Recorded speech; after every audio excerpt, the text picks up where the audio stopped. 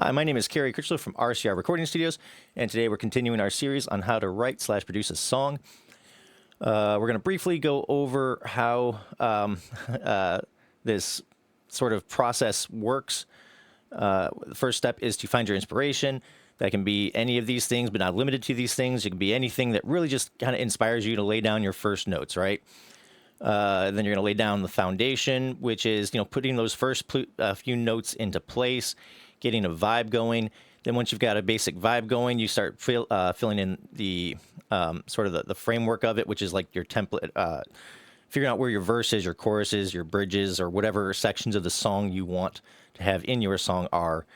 And then after you've got the first three kind of things laid out, you can start filling in the details. This may or may not include lyrics. And throughout the entire process, you're basically just asking the question, does this sound good to me, right? As you go, throughout every step of the way. And if it sounds good to you, it's good. If it doesn't, change something.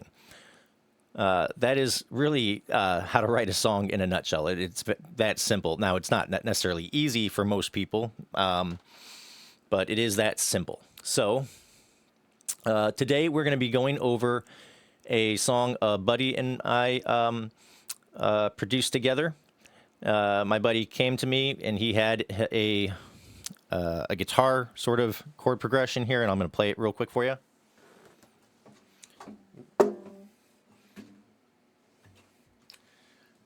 And it sounds something like this.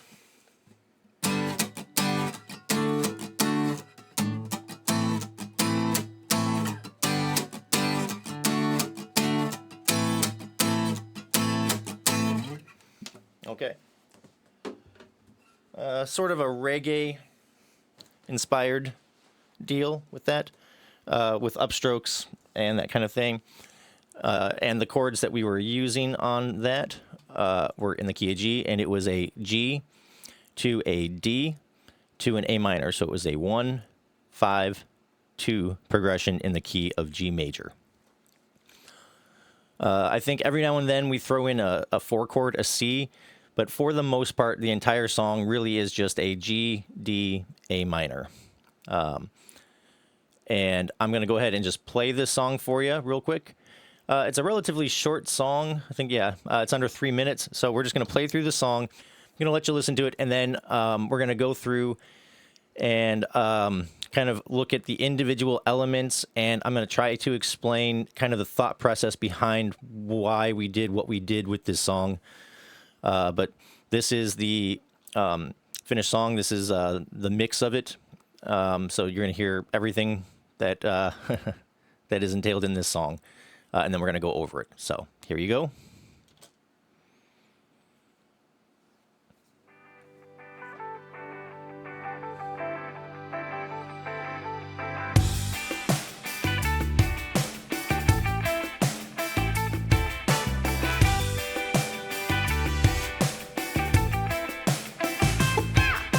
Let's take a walk on the northeast side, and let me show you how we ride. Well, I was on a hustle, but we still relaxed. We're Midwest nights, and we got each other's backs. Had a couple local kids that have made it big. We're constantly overlooked, but still in the conversation. Land of guardians and lifesavers. The middle of anywhere where we do a major. Great vibes and a cool breeze might be sunshine. There's no one next week. We don't quit, yeah. We keep rocking and rolling into a good year.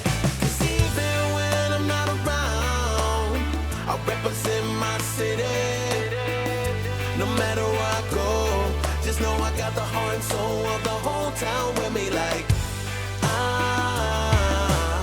I take the good, the bad, the ugly. Like, I rep my city where the hometown love is like.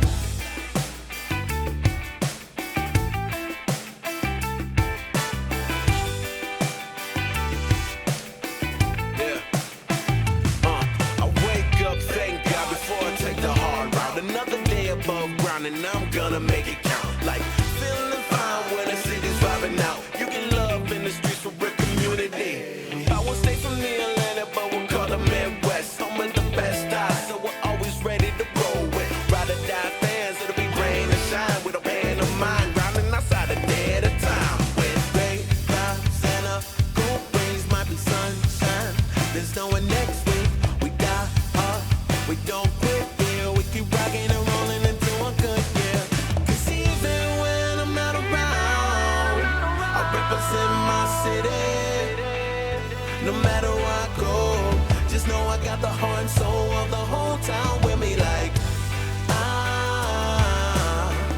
take the good, the bad, the ugly like I rep my city where the hometown love is like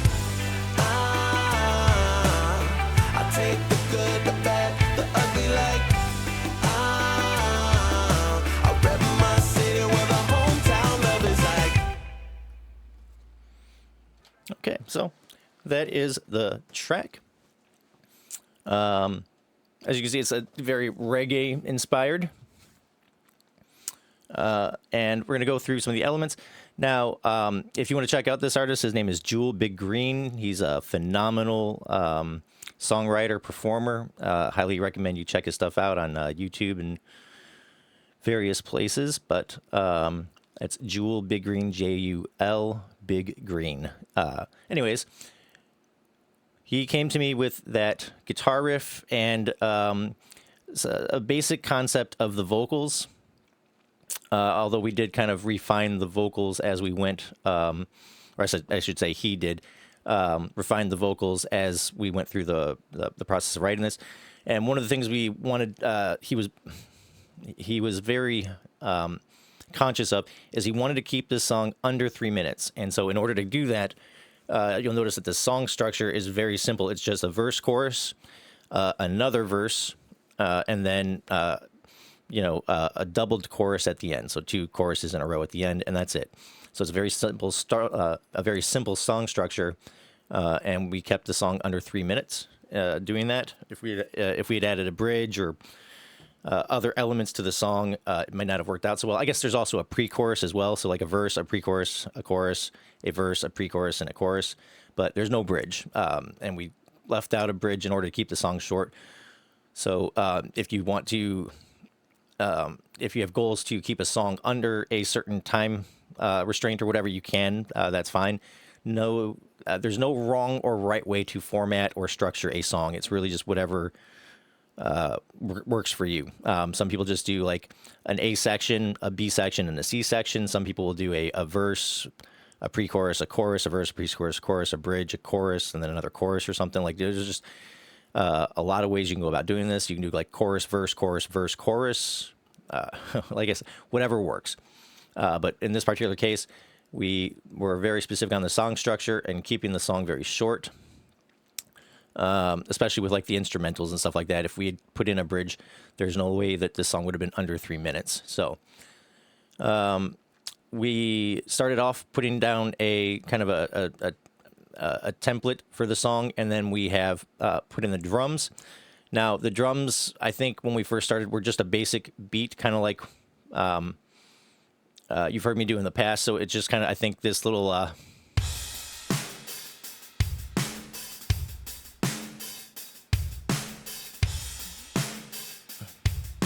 So it was that basic beat all the way through the song.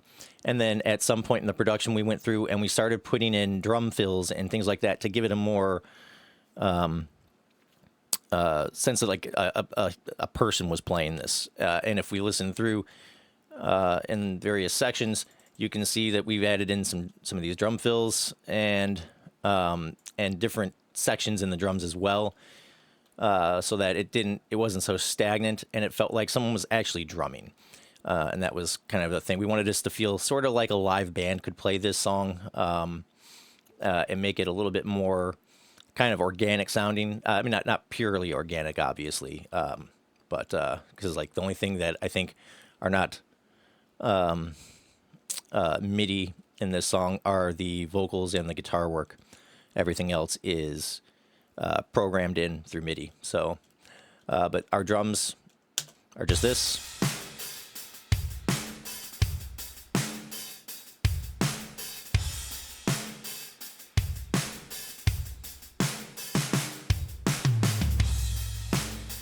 And so you can see there was a little fill there heading in the section. So like we start off with this instrumental section, and then there's a fill that leads into when the vocals come in.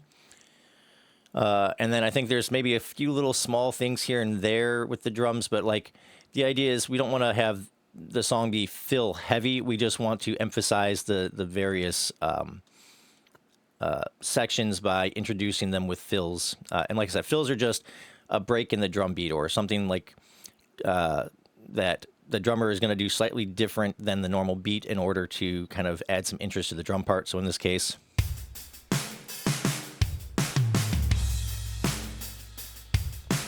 there's that.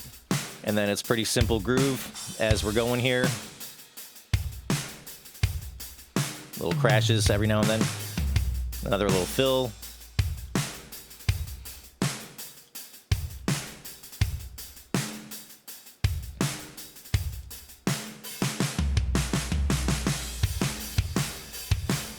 And then here we're coming to the pre-chorus section where the drum beat actually changes into this like boom, ba-boom, ba-boom, ba-boom, boom sort of thing. And there's little fills and everything every now and then to break up the drums and just kind of keep it interesting. Again, we wanted to make this feel like someone was actually playing it. But the main groove is a 16th note hi-hat pattern, and that just means there's 16 beats, so to speak, happening on the hi-hat each bar or each measure. That kind of gives it a little bit more energetic kind of feel. And then we get into this new section, and then we got this.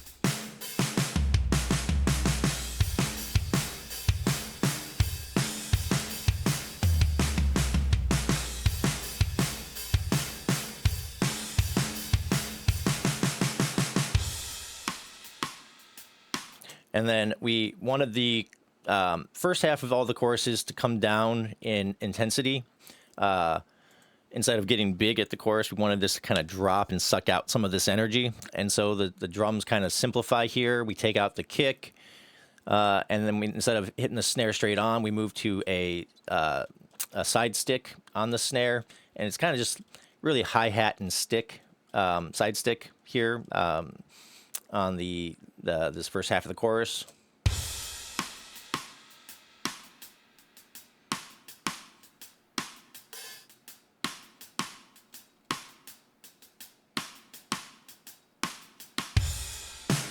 And then we have a big crash in, and then the drums kind of come in fully for the second half of this chorus.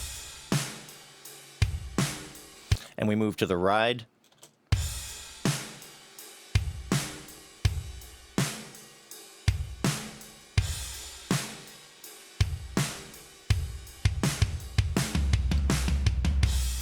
And then a fill into the next instrumental section, which is kind of like the verse as far as the drums are concerned. It's moving back to that 16th note hi-hat pattern. And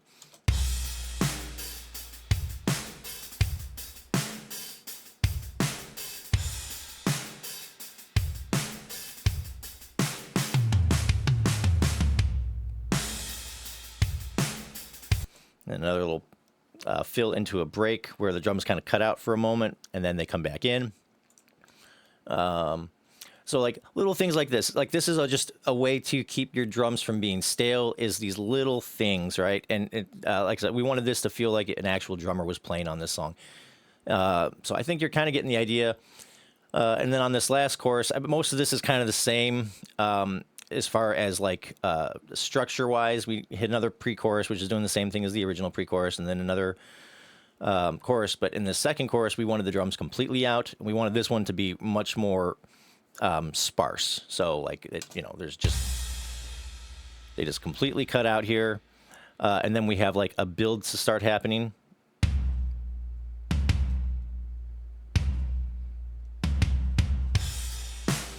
And then we're into the last chorus section here, and then some different fills and things like that.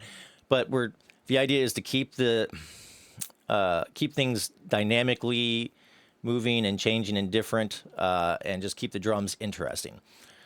And then we added in, from a production standpoint, we just wanted the kick and the snare to have a little bit more oomph, and so we added an extra kick and an extra snare sample here. So I'm gonna kind of just play it without the sample on, and then I'm going to add in the sample, and you can kind of hear what the difference is.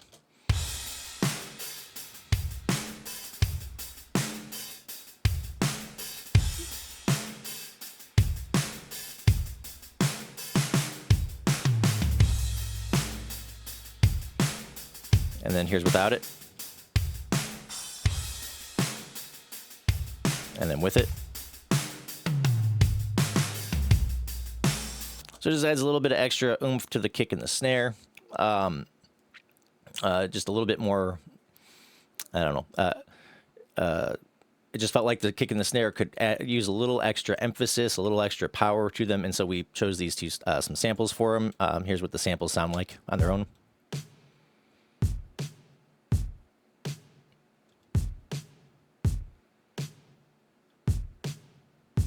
And they're just literally copy pasted from the kick and the snare here. So they're, exact duplicates of what's happening here, nothing different. But they're just there to enhance kind of what's already happening. And they're not meant to be the main sample. They're really just supposed to sit under the main drums and just let them hit a little bit harder. We then went through and added a percussion thing with some bongos here.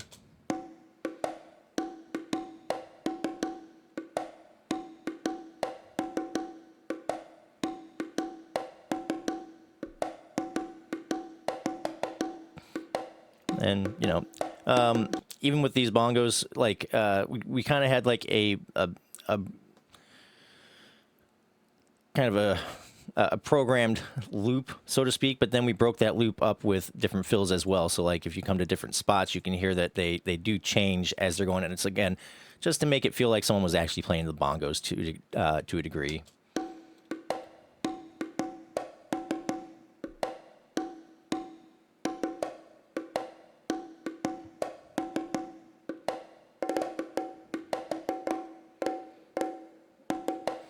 Right. And so there's just little things like that are happening in the bongos. I'm not going to go through the whole thing. But we also added in a maraca or a shaker kind of a thing.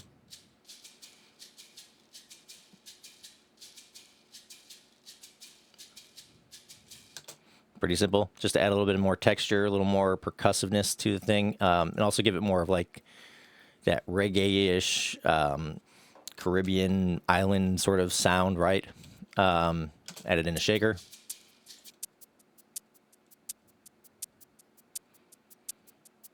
And then when you have all three of them together,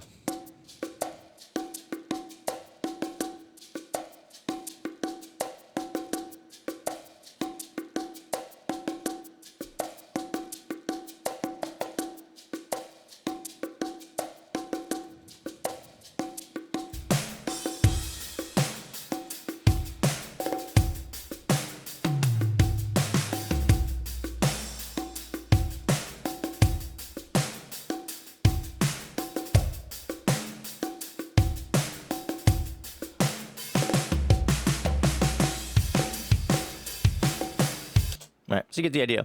And they're just adding a little bit of texture to the percussive elements and adding a little extra groove to what we have going on with the drums.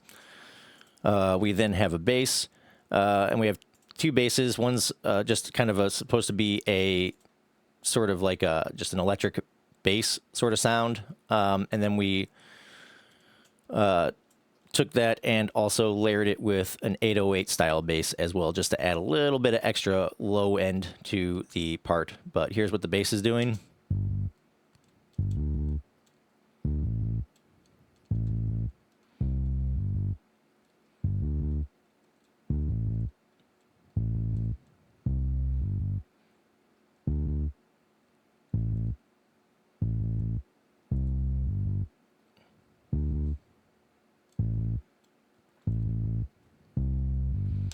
All right, pretty simple.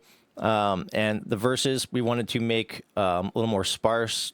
And so you have kind of like this sort of more rhythmic thing with some breaks and some spaces. So the bass isn't happening the entire kind of, they're not just whole notes. There's actually a little bit of movement. And then when we get into the pre-chorus section, the bass kind of changes up a little bit and gets a little bit more movement to it.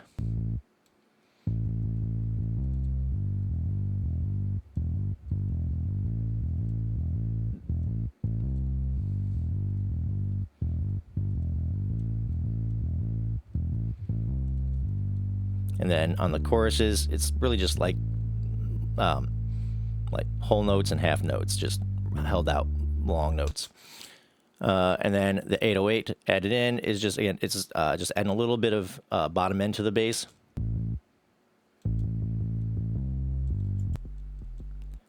Now, if you're not listening on a great set of speakers, you're not even hearing this 808. It's really just covering like the low end, the bottom end of things, and it's not meant to be super in your face. It's just adding a little bit of extra low end to this bass. And like I said, if you're not listening on a great set of speakers or headphones, you're probably not even going to hear it. But altogether, so far, we have this.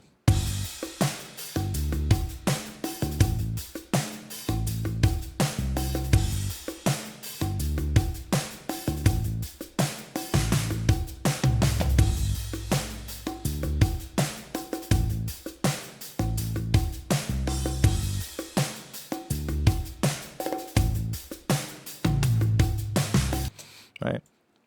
And then on the pre-chorus.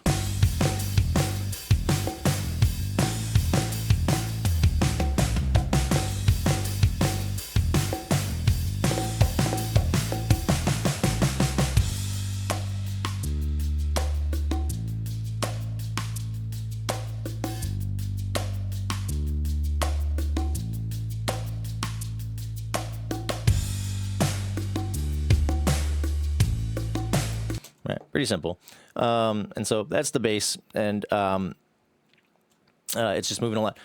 I'm not going to go over like the individual notes, but you can kind of hear what it's doing, and kind of what the idea behind the bass. Again, we don't want any of the parts to be static throughout the entire song, right? And so we are letting the bass kind of breathe a little bit on the verses. We're adding a little extra energy and intensity during this pre-chorus section, and then we're letting it just kind of be held out low and slow, so to speak, on the chorus sections. And so you can kind of see what's going on there with that. And why we did it this way was just, on the verses, we wanted to breathe a little bit more. On the pre-chorus, we wanted to add a little extra energy and a little extra movement. And on the choruses, we wanted the energy to kind of die down a little bit, but have that power going. And that power was kind of coming through those long held out notes. And it's kind of the same thing as we go through the song. The next verse and section, we're letting it breathe again, more energy, and then low and slow, right? Just kind of add a little, letting the bass kind of just hold out and adding that low end power through the chorus section. And so this is not to tell you what notes to use or anything like that. I'm just showing you why we made the decisions we made, and maybe this will help you with your own productions and ways of thinking and how to break up your sections and add some interest as your song's going on, and adding some dynamics. Like in the verses, the dynamics are kind of made through allowing it to breathe, and then it gets a little louder, a little bit more energetic in this pre-chorus, and then the energy drops a little bit, but still has some of that kind of power going on through this chorus, even though dynamically it seems like it's kind of a little bit lower, at least until the drums kick back in. So just stuff to keep in mind. These keys, I believe, are just doing upstrokes, kind of like what the guitar was doing in the first place.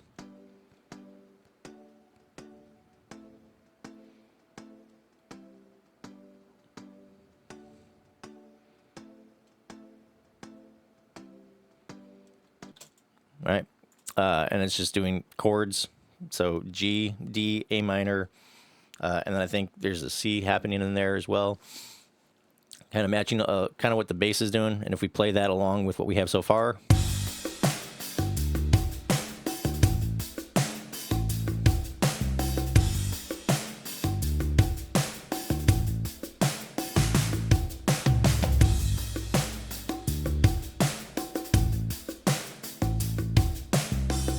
Right.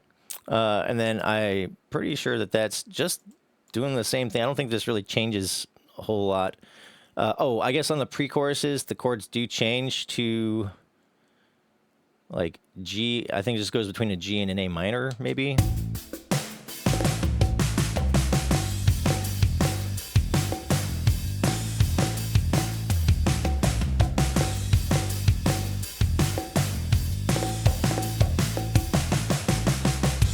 And then on the chorus, it comes back to that G, D, A minor. I think it's, let me just check here with the guitar.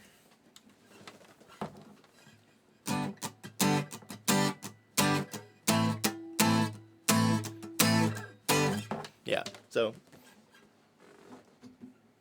on the pre-choruses, the chords are changed. I say change, like it's just going between the G and the A minor on this pre-chorus. So there's a little bit of a chord change here, at least in the pattern. So it goes from from being like a G to a D to an A minor to just a G and an A minor. We're taking out the D, and then on the chorus we bring it back in. So that's another thing you can kind of think of is subtle ways to change things up. But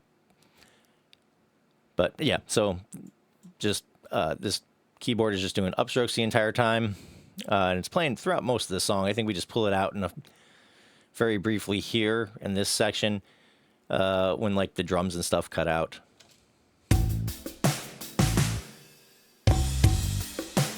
Yeah, so we have like a bunch of stuff kind of cut out in this section to make it sort of dead in that section.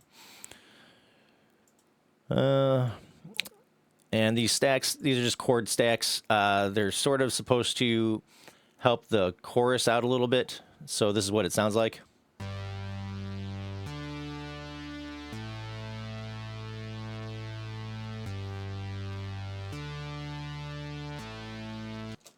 And then with everything in.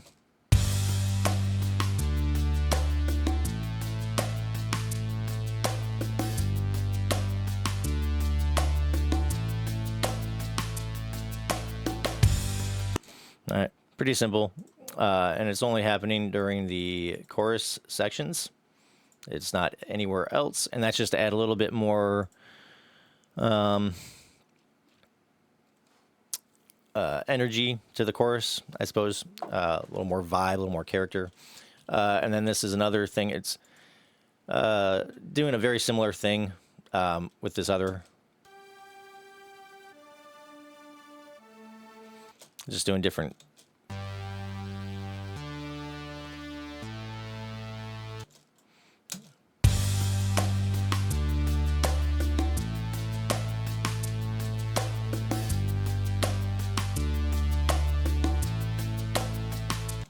Right. And so those are just kind of filling out the chorus a little bit and just adding some extra vibe. And I think that's what these chord things are doing as well.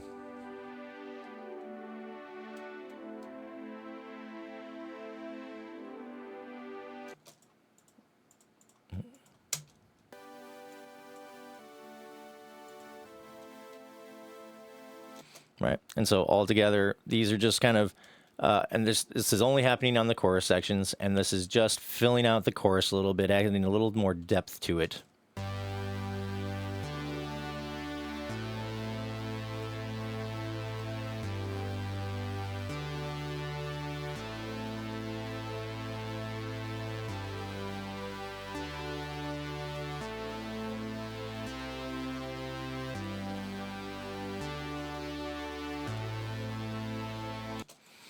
And then with everything else that we have so far.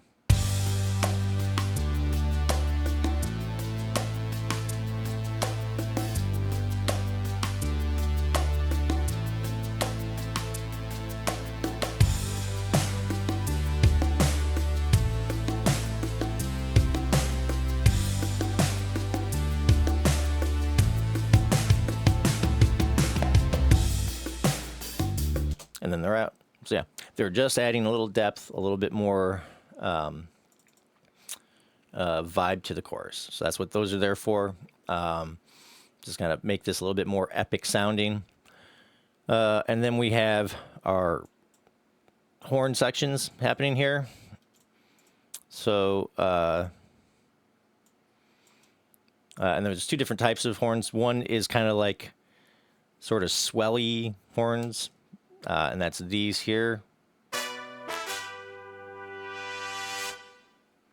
And those happen a few times on the verses, and that's just kind of add a little bit of ear candy to the track, just to kind of emphasize certain spots. And then it changes a little bit on the pre-chorus section. But if we play it here.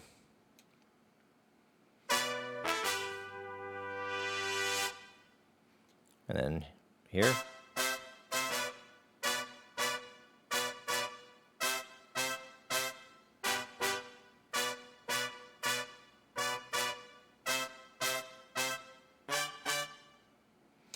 All right. And so when we add that in,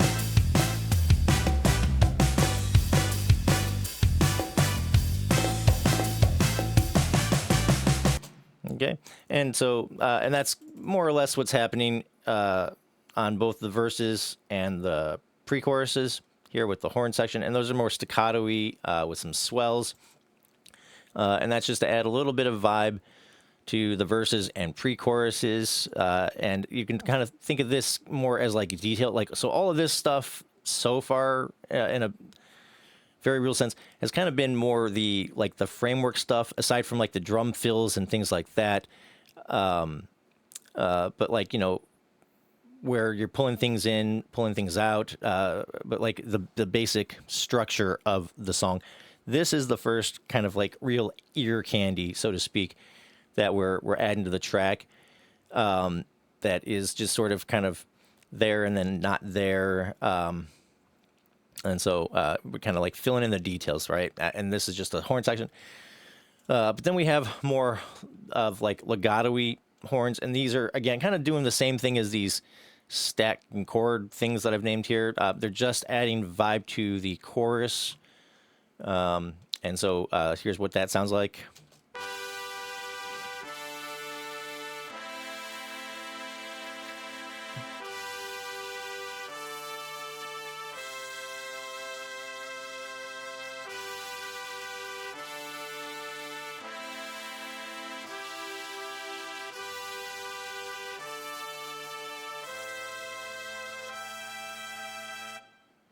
Okay, and those are just some horn parts that we're adding to the chorus, and with that,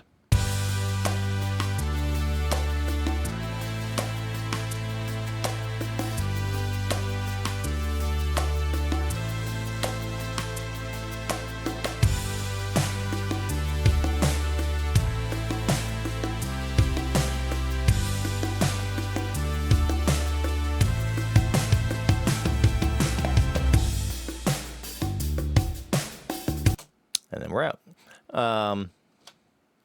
And so the horns are kind of adding a little bit of ear candy and helping reinforce the chorus a little bit.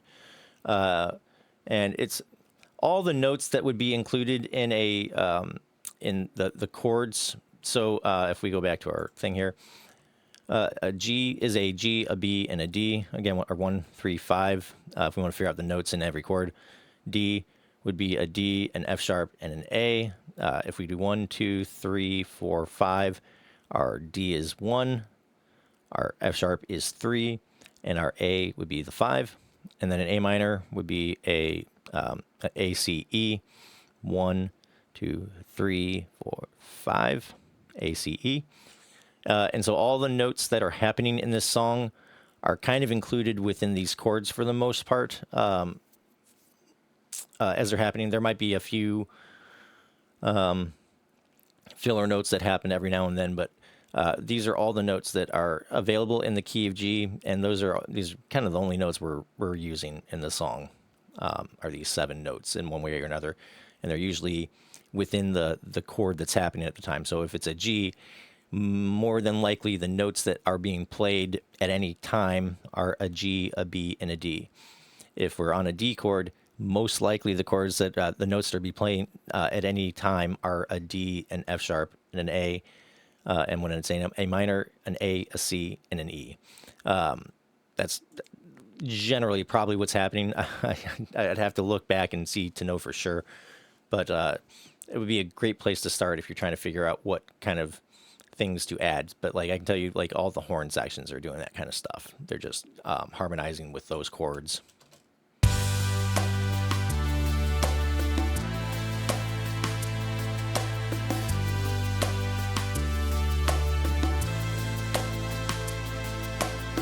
Okay. And then we have a lead here. Now, this was initially going to be the main sound for the instrumental, but we decided that it would probably be better if it was played on the guitar. So we kind of turned this way down, and now it's the guitar that kind of took over the main sound of this instrumental, but here's what that would sound like.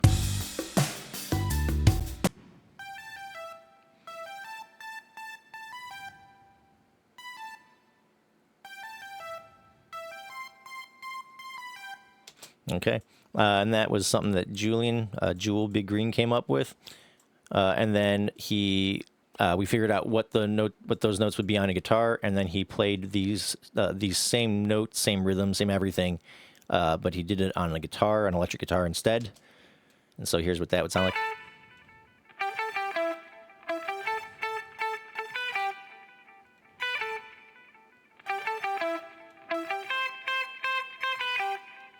Okay.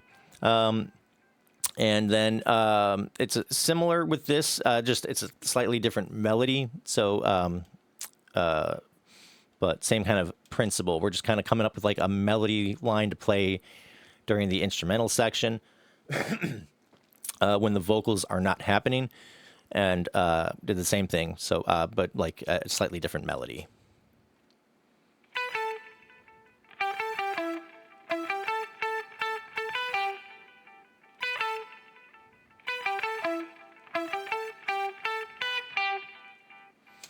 I guess we forgot to add the last note in for the lead thing, but it's not a big deal. Since the guitar is kind of supposed to be the main driving force on that. And so if we play this little instrumental section here, it should be this guitar that's kind of grabbing your attention more than anything else. And then you might hear these, these horn section swell thingies happening every now and then, but it's really this guitar that's supposed to grab your attention in this section.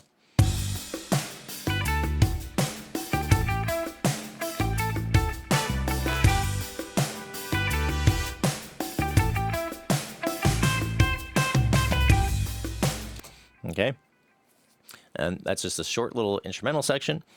Then we have more, I guess you can kind of consider that ear candy to a degree, but that's really just kind of adding in the details, just having a little melodic section before the vocals come in. This is ear candy. This guitar PM is palm mute, and you'll kind of hear what this is doing.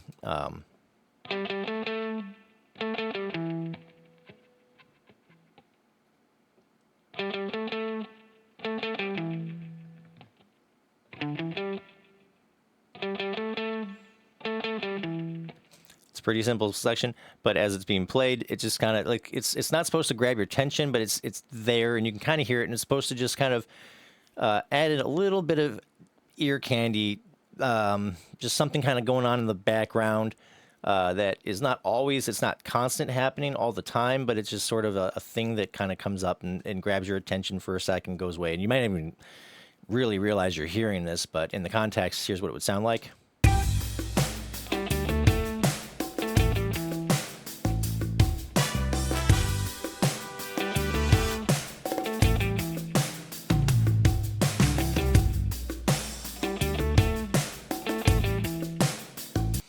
Okay, and that is also kind of counterplaying between these horn sections here. So you can so when there's a big break here between the guitar thing, you're hearing these horn swells kind of come in and take over, and then same thing here.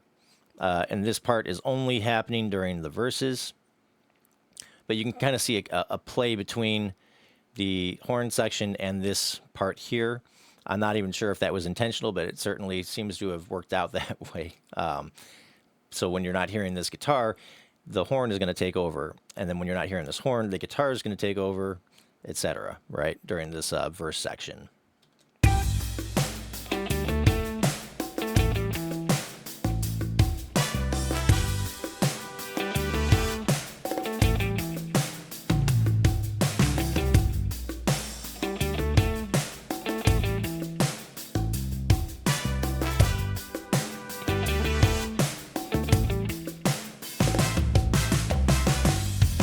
Right, then the horns come back in and lead into this pre-chorus section where this guitar goes away. And so again, this kind of just more ear candy, just a little thing that comes. It's not supposed to.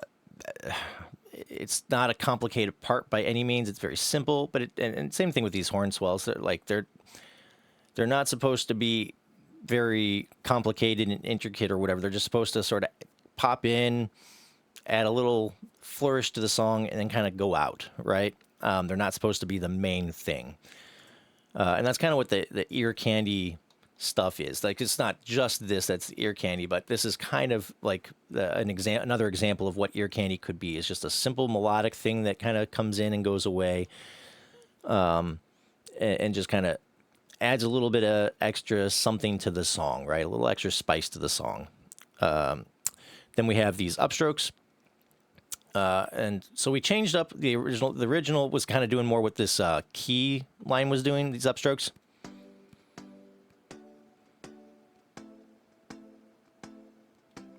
But we thought that the verses needed a little bit more energy. And so if we play this upstroke part, and you can think of this as maybe like the main rhythm guitar of the whole song, right?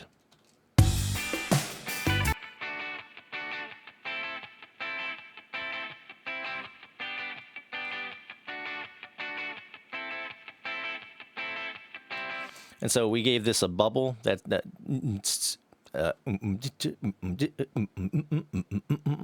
kind of thing. That's kind of like they call that a bubble in reggae.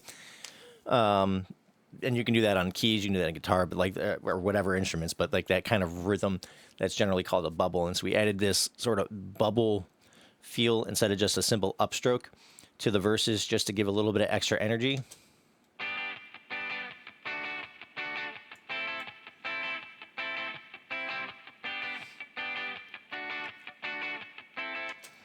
And that's pretty much happening the entire verse here. And then it changes rhythmically. It kind of matches more what like the drums and bass are doing during the pre-chorus. So I'll play that for you here.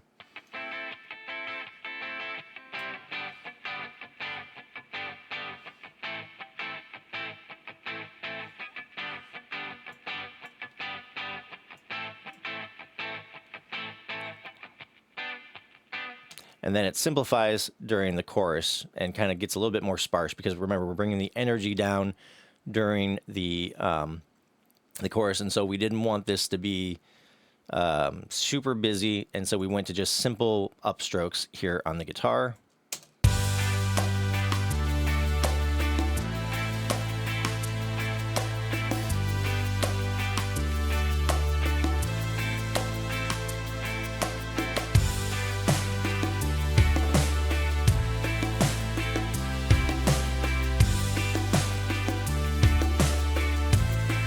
And then here we introduce back in the bubble.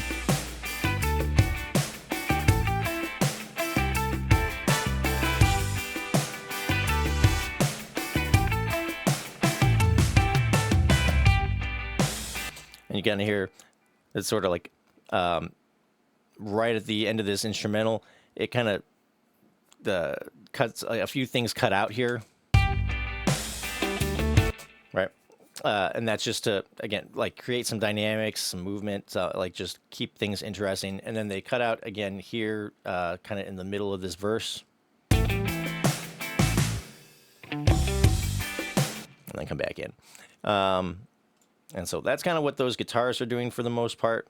A bubble during the verses, matching more of the pre-chorus rhythm during the pre-chorus, and then just simple upstrokes in the chorus. And again, just to keep things interesting and not the same. We don't want things to be stagnant the entire way through with this song. We want things to be changing and being different, and allowing you to kind of ride the music, so to speak. You know, have a little bit of energy during the verses, ramp the energy up during the pre-chorus, and then drop out that energy a little bit on the chorus, kind of bring it down a little bit, while still keeping it kind of that epic sort of feel for the chorus. Then this is going to be more ear candy, these guitar sweeps.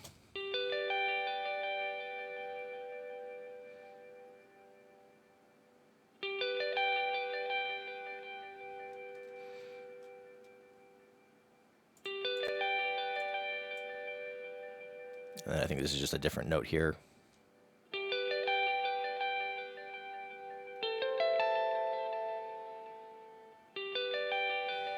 Okay, and if you're listening in context, they're just there to sort of add a little bit of wash to the verses, just some ear candy. It's just going to kind of like help them grab your attention a little bit. And we're trying to also, as you can see, they're sort of staying out of the way of this palm muted guitar section and the horns to a large degree, right? So.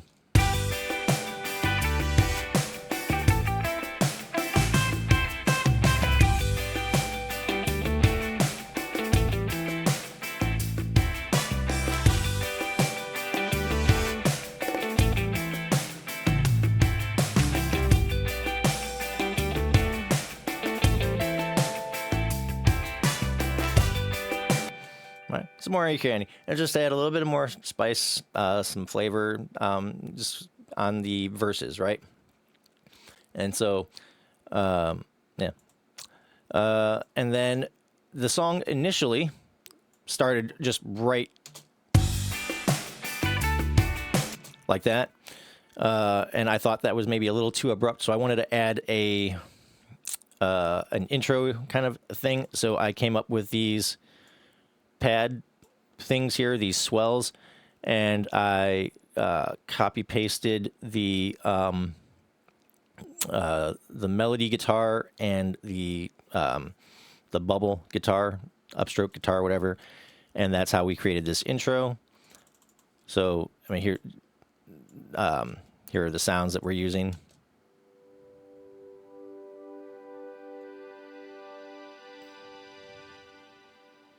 So that's one sound. Here's another one.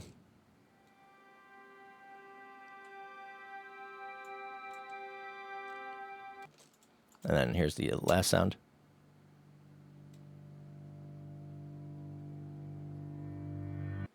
Which I think this is just a reverse piano.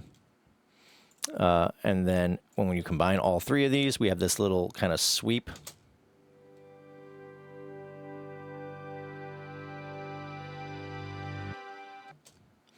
And on top of that, we have the upstrokes and the guitar melody happening.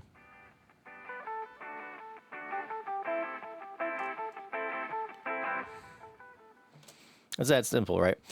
Just a little portion of each of them that I copied and pasted into there. And I also like EQ'd them and things in order to keep them somewhat subdued. They're much quieter, but that's this intro section here, right?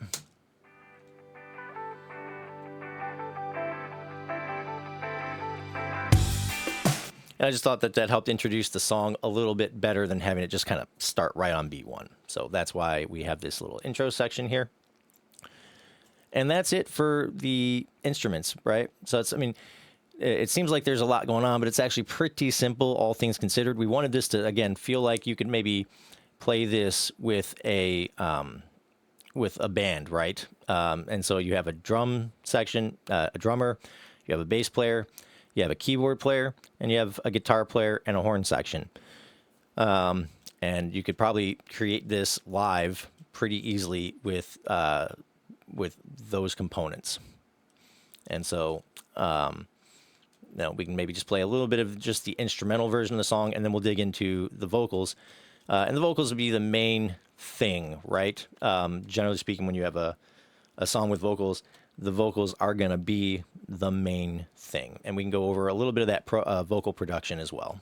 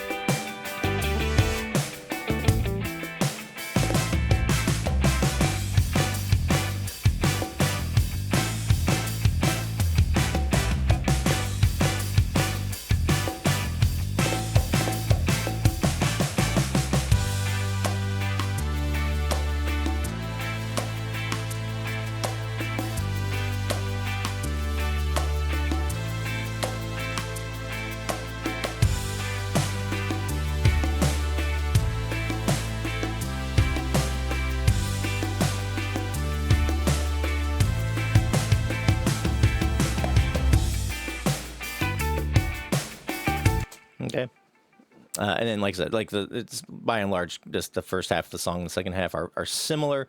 There's subtle differences, obviously, and that's to keep the song fresh and not stagnant, and not feel like we just copied and pasted this first section to the second section. There are different drum fills.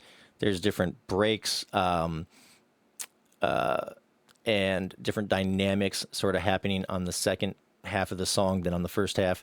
And then the vocals are also doing some different things. So here's the main vocal line, kind of on its own with nothing else going on. Let's take a walk on the northeast side, and let me show you how we ride. Well, I was on a hustle, but we still relaxed. We're Midwest nights, and we got each other's backs.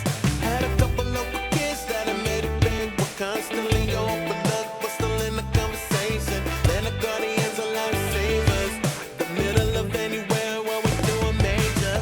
Great vibes and a cool breeze might be sunshine. Then snowing next week. We don't quit here, we keep rocking and rolling until I'm good, yeah. 'Cause even when I'm not around, I represent my city. No matter where I go, just know I got the heart and soul of the whole town with me. Like, I take the good, the bad, the ugly, like, I rep my city where the hometown love is like. Okay. And there's some effects and stuff happening there. And I've automated some of it as well. This isn't a mixing tutorial, but you can kind of hear like some echoes and some verb and some stuff happening on the vocals. And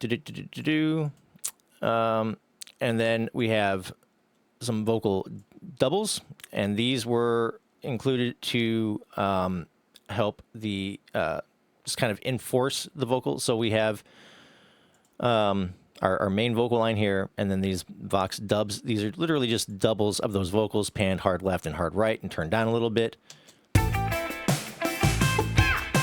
Let's take a walk on the northeast side, and let me show you how we.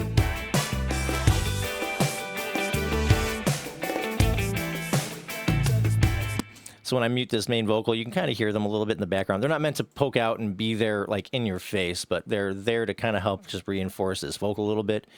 And you can kind of hear if we maybe just solo all of these together. Let's take a walk on the northeast side, and let me show you how we ride. Well, I was on a hustle, but we still relaxed. We're Midwest nights, and we got each other's backs. Had a couple local kids that have made it big. We're constantly overlooked, but still in the conversation. Land the guardians and lifesavers, the middle of anywhere where we're doing major. So yeah, you can hear a lot of that verb and stuff happening, and the echoes and delays happening on the vocal. And so that is kind of like the main vocal, if you will. Then we have a little rap section here. Yeah. I wake up, thank God, before I take the hard route. Another day above ground, and I'm gonna make it count. Life feeling fine when the city's vibing out. You get love in the streets for real community. I won't stay from the Atlanta, but we'll call the Midwest. Home of the best eyes, so we're always ready to roll with. Ride or die fans, it'll be rain or shine. We don't pay no mind, grinding outside the dead of time. With great vibes and a cool. Okay. And so we have the that kind of thing.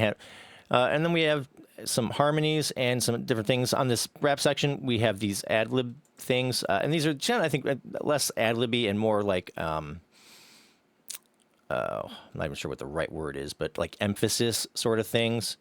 So Yeah. Thank God, take the hard route. Gonna make it count. Fine, cities vibing out. We're real community. just kind of hear what those are doing.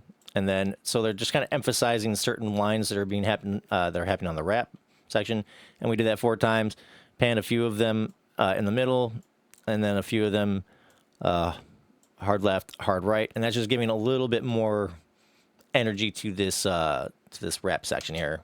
Up, thank God, before I take the hard route. Another day above ground and I'm gonna make it count. Like feeling fine when the city's vibing out. You get love in the streets for a community. I won't stay from the Atlanta, but we'll call the Midwest.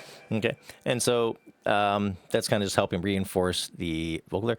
We also have these harmonies here that are happening along with the main vocal. So if we were to Rocking and rolling until I'm good, yeah. Cause even when I'm not around, I represent my city. No matter where I go, just know I got the heart and soul of the whole town with me, like. And so with this, we've got a vocal on the left and on the right. So we had him record it twice. Like in this main vocal line, we had him record it 3 times, one for the main vocal, and then for these dub parts, they're duplicate parts. So Vox dub just means duplicate in this case. It's a duplicate of the main vocal. He's just singing the main vocal, and he's saying it 3 times. I have one that's the main vocal that's kind of panned in the middle, and then I have a duplicate vocal that's panned hard left, and another duplicate vocal that's panned hard right. And so he's saying this main line, main vocal 3 times, which is different. Like, these are not copy pasted. I cannot emphasize that enough. We did not copy and paste this main vocal. We purposely wanted to record it 3 times because there's going to be minor inconsistencies, minor things between the performances. Like, you want them to be close, you want them to be tight, you want them to sound like good together, but at the same time, we wanted those minor little inconsistencies in order to create this wide sort of vocal thing, and not have it be, and to make it kind of have like a chorusy effect, like a natural chorus, if you will, effect. So when we have these dubs in this main vocal, Let's take a walk if we turn this up, side, and let me show you how we ride. Well, I was on a hustle, but we still relaxed. We're Midwest nice, and we got each other's backs.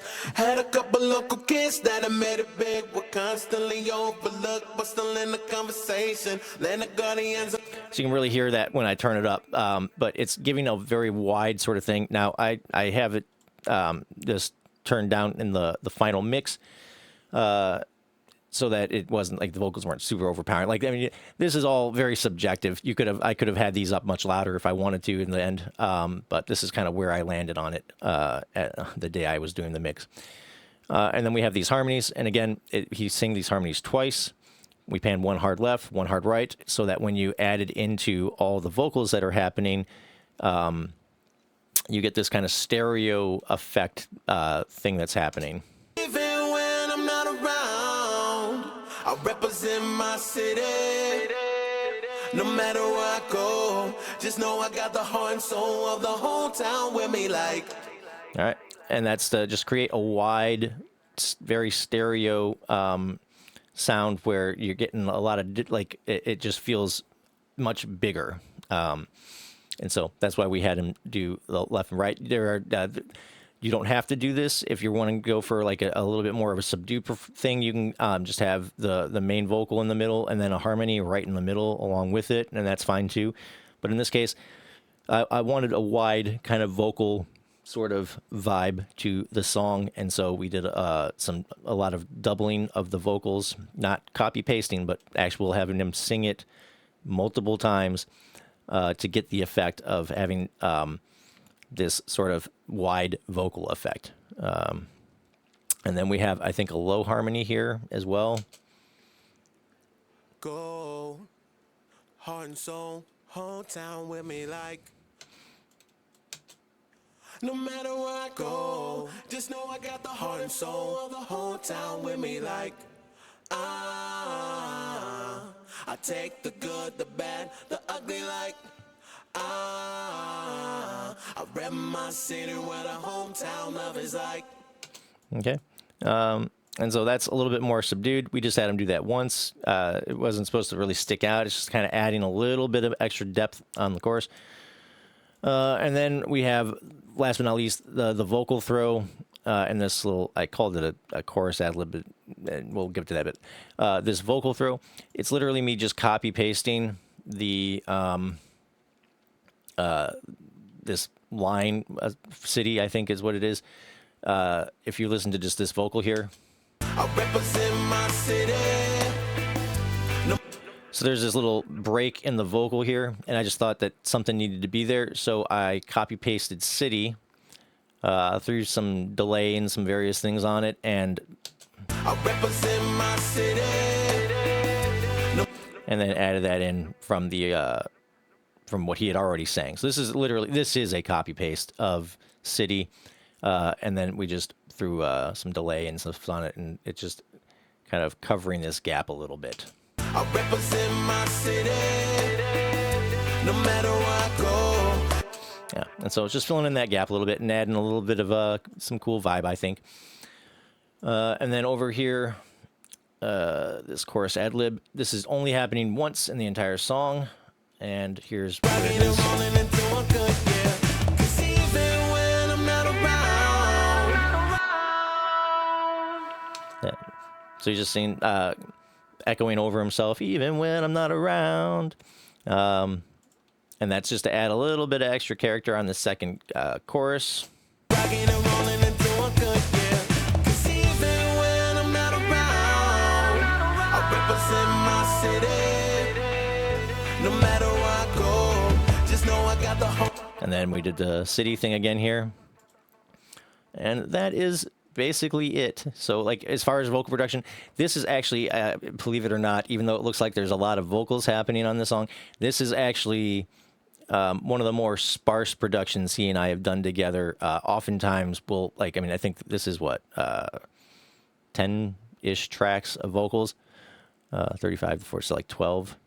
I don't know. I can't count or do math. But anyways, oftentimes we'll have upwards of like 15, 20, 30 vocal tracks going on in a lot of other songs we've done together for some cool vocal production and some cool effects and things like that. So this is a little bit more on the tame side. Again, we wanted this to sound a little bit more natural, like we could, like you could perform this live without too much trouble. With an actual band, and not just like, you know, an instrumental track playing on like a DJ stand and one vocalist coming out in there doing the whole thing by himself.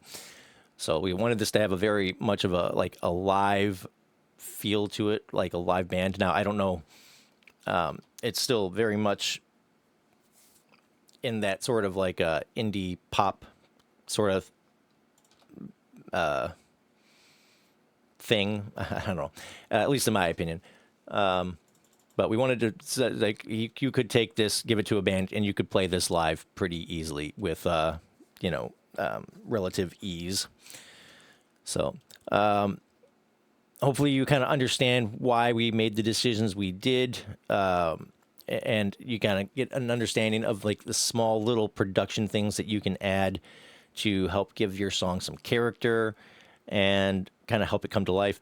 I'll play the song again one more time so that you can hear it and like really listen for the little details this time, like the things that, I've been pointing out, like where the drum fills are, when things are coming in, or like when things are playing or not playing, right? When things cut out. Listen for, when we're introducing new instrumentation or taking away instrumentation. Listen for, how what the little tiny elements of the vocals are doing. But like these are the little details that can help really bring your song to life. And so it's just kind of developing an ear for it. And you're going to hear this kind of stuff in so many productions. If you're, checking out your Spotify playlists or whatever, these are very common kind of things that you're going to hear in a lot of different productions that if you start start really listening for, you can start hearing them and start kind of applying the things that you like in those productions to your own productions. That's kind of what this is all about. It's just giving you some practical examples of how you can start bringing your own music to life in different ways that you can kind of think about doing it. And this whole series has been about providing you with the tools to be able to do that, whether it's through sound design or MIDI or, even the basic stuff like music theory and how to come up with like chords and melodies and how to use the different tools. But this is all kind of where it comes together here in the end. And so the idea is to this is not supposed to be a mixing tutorial.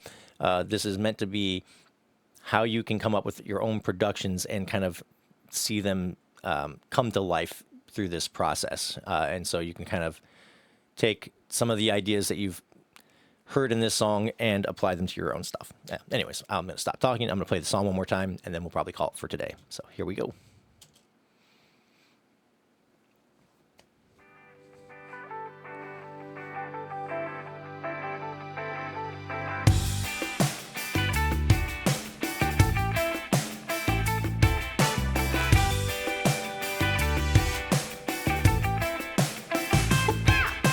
Let's take a walk on the northeast side, and let me show you how we ride.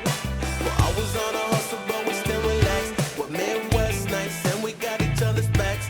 Had a couple local kids that have made it big. We're constantly overlooked, but still in the conversation. Then the guardians of lifesavers, the middle of anywhere where we do a major. Great vibes and a cool breeze might be sunshine. There's no one next week. We don't quit, yeah. We keep rocking and rolling until a good year. 'Cause even when I'm not around, I represent my city. No matter where I go, just know I got the heart and soul of the whole town with me. Like, I take the good, the bad, the ugly. Like, I rep my city where the hometown love is like.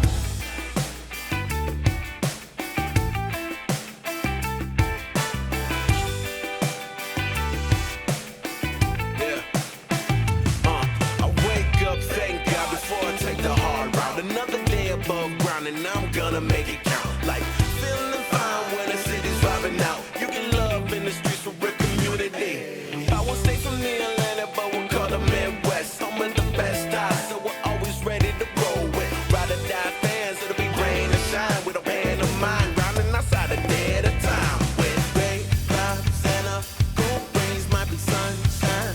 There's no one next week. We die hard, we don't quit, yeah. We keep rocking and rolling into a good year. 'Cause even when I'm not around, I represent my city. No matter where I go, just know I got the heart and soul of the whole town with me. Like, I take the good, the bad, the ugly. Like, I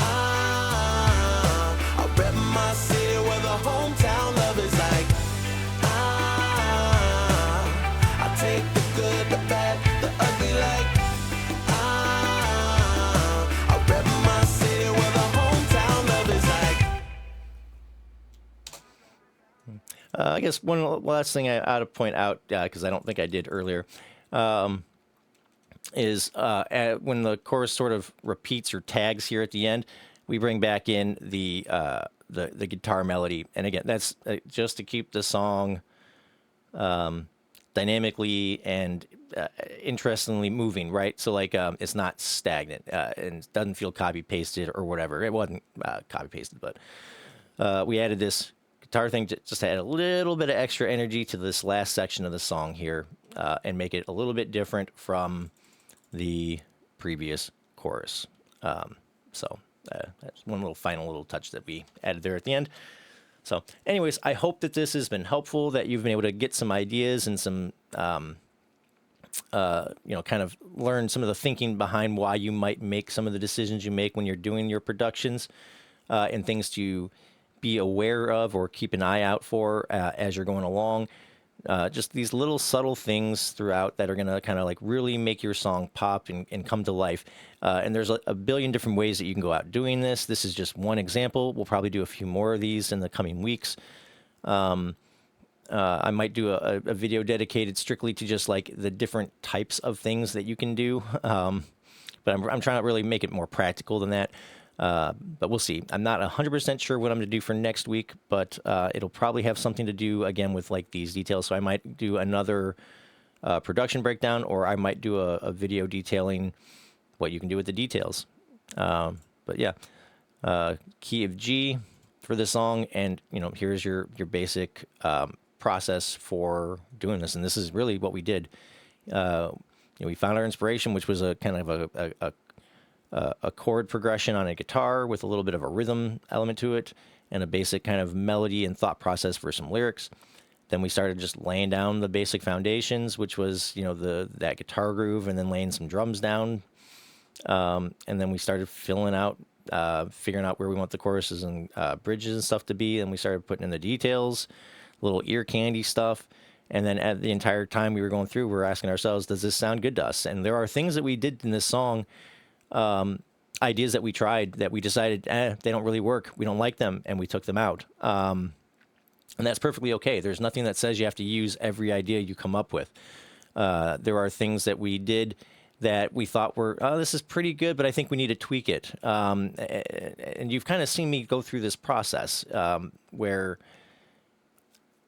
I'll start off kind of going in one direction and then realize, that's not really the right direction, or that's not kind of what I'm feeling in this moment. So let's back off or tweak it and do something different, make it, and get it to where it does sound good, right? And that's the whole idea. Like, really, the whole thing really breaks down to, does this sound good to me? If it sounds good to you, then it's good. If it does not sound good to you, then change something. That's the whole thing right there. And you can kind of experiment and try out different ideas and see what works, what doesn't. And just don't be afraid to play around and make mistakes, because that's kind of what music is all about, is just enjoying. Really, it's about creating an emotion and allowing other people to connect with that emotion. And so if you want an emotional song, you're going to want it to be dynamic. You're going to want to have it change over time and be different and grow and go in different directions, unless the feeling you're trying to give is monotony, in which case, have it be stagnant. But it's all about, music is about evoking an emotional response in the listener. And if it's not evoking an emotional response in you, it's probably not going to evoke an emotional response in your listener. And so think of ways to make your songs more emotional, to bring out those feelings. And these little subtle things, like, these drum fills that we're doing, these small little breaks, the different sections, having the dynamics change as the song is going, bringing parts in, bringing parts out, adding instruments, taking away instruments, crafting some interesting melodies, adding some harmonies or some other little subtle touches on your vocals or vocal productions. Like, all of these things kind of add up to what your song is. And so hopefully that this has been helpful in kind of allowing you to sort of see that process in action. So, again, I'm not 100% sure what we're going to do next week, but it will probably have something to do with this kind of keep going in this kind of direction with figuring out ways to add this little ear candy and the little small details that happen in your song. So, with that, I hope you guys are having a great week. I hope you have a wonderful day, and I will talk to you later. Bye-bye.